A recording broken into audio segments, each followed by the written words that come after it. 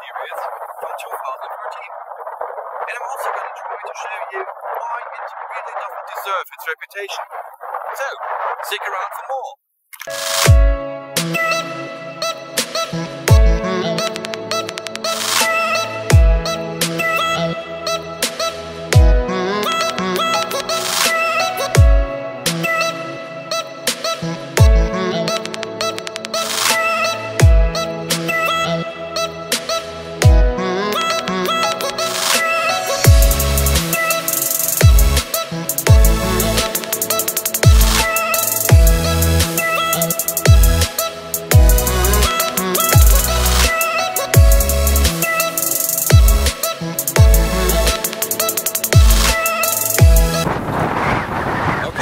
Let's get inside the car, shall we?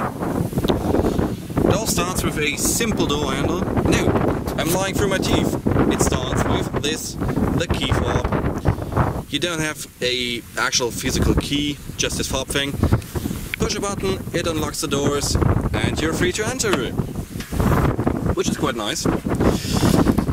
Okay, so, door panel. Not really that exciting. What I find interesting though is you've got a cup holder here. Can you see that? Yes, you can. Great. You've got two more in the center console and another one in the other door. I mean, how much bloody cup holders do you need? Come on, people. Okay, let's start with the door panels. They are made completely from plastic. There's no high quality materials here. This stuff that's pretending to be aluminum is actual plastic. Okay, next thing. You've got the instrument cluster, which I think is quite nice looking. It's quite clean, organized, you don't need to study anything to understand it. It's great.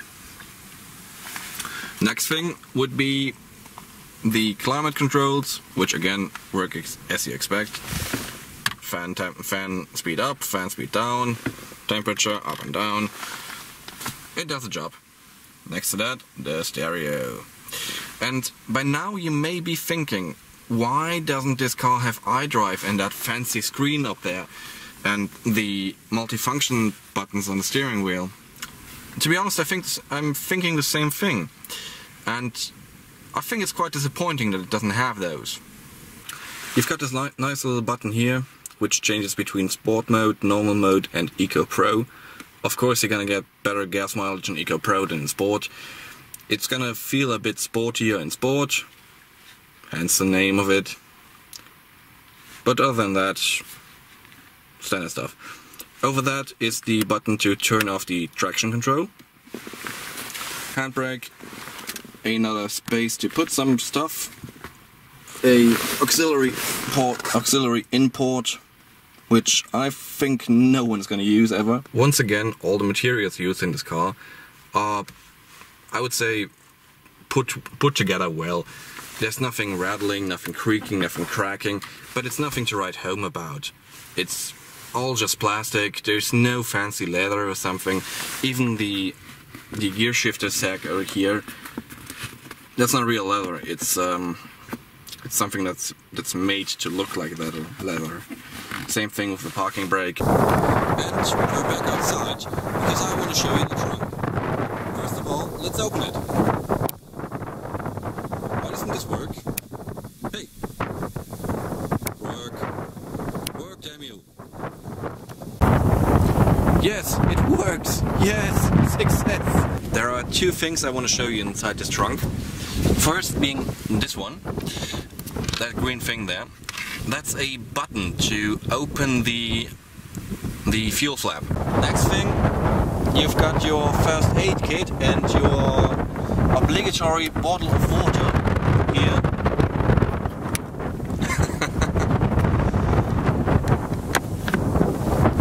I'm now in the back seat of the car. I wanted to show you how much space is back here. And to be honest, it's reasonably well. It's okay. I'm kind of a large guy. I'm almost 2 meters tall, and I can sit back here. It's not terribly comfortable, but it works. I can go like 2 hours like this. The other thing is, I wasn't really honest with you. There actually is a physical key in that thing. But an interesting thing about it is, you don't really have a thing to put it in.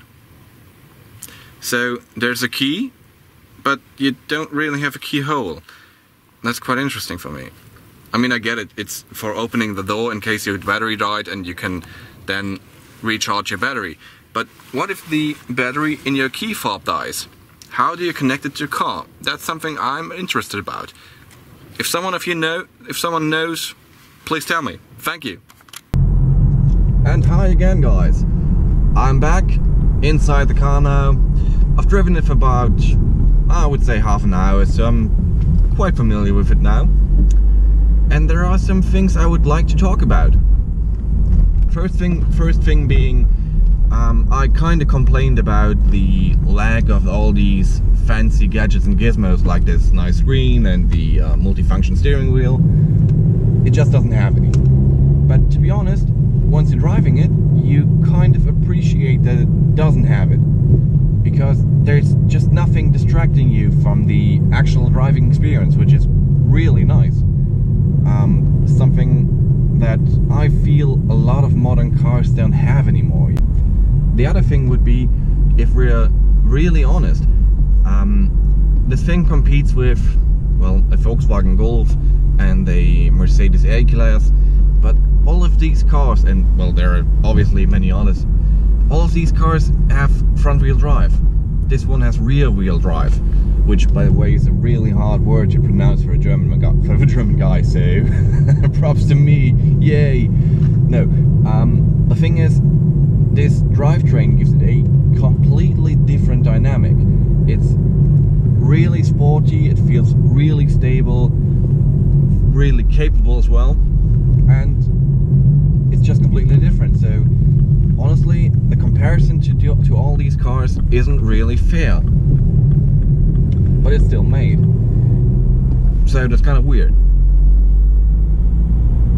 but it's still a great car. So next thing would be the, well, more or less suspension. I think it's quite interesting. You look at that car, you look at this car, and you think it's a normal hatchback that's gonna drive reasonably comfortable, but nothing really to write home about. This thing is different. If you look at, well, the suspension obviously, and the drivetrain, and the weight distribution and stuff like that, then it's honestly more built like a sports car than a normal hatchback, which you actually feel. There's, well, I would say minimal body roll, almost nothing. You've got a reasonably harsh suspension. Ride quality is, well, it's rough, but it's kind of between those lines, you know.